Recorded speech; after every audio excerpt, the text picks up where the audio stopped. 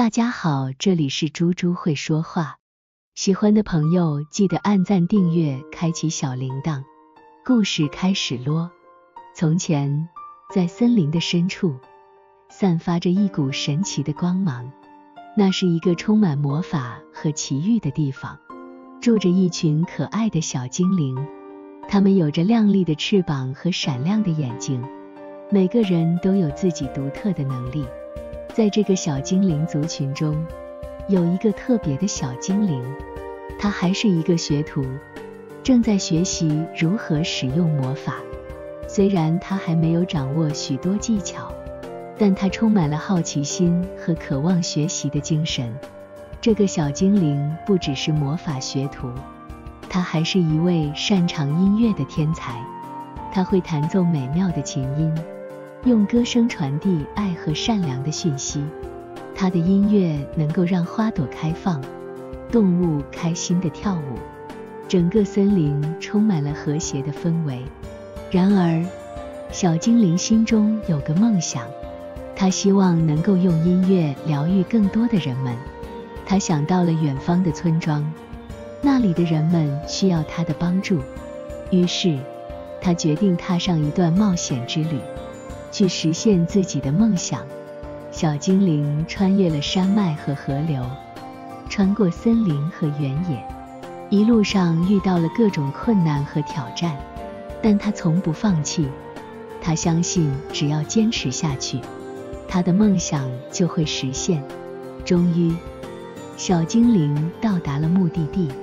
他看到村庄里的人们正处于困境中，他们沮丧和失望，需要一些希望和鼓励。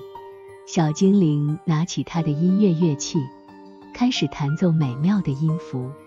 他的声音犹如天使的歌声，温暖了每个人的心灵。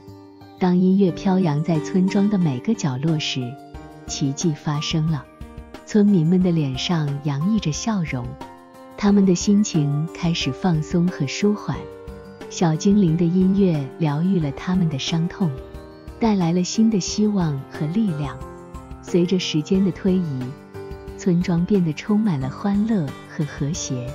小精灵与村民们建立了深厚的友谊，他们与他分享他们的故事和生活。小精灵学到了许多关于勇气、友爱和关怀的重要价值观。小精灵的音乐也影响了其他地方，人们开始传颂他的故事，期待他的音乐的到来。他的声音穿越山川，到达了遥远的地方，带给人们希望和力量。在村庄中，小精灵遇到了一位智慧的长者。长者告诉他，他的音乐不仅带来了愉悦和疗愈，还能激发人们内心深处的潜力。